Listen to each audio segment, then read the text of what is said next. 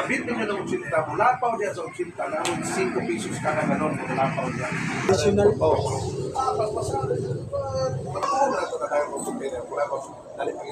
Napatay hutotay.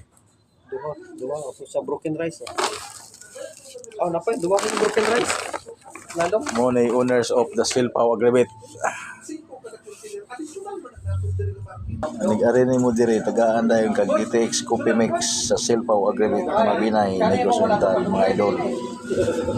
1.6 pa to. Pagka sa alabay do ka semana na 1.8 so. Dito sa 2030 na. Ayaw, binulog ka ng chok. Doon mo niyang magsabon ng mga sako-sako na rin.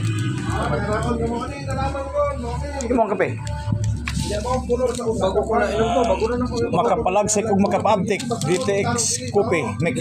Coffee mix.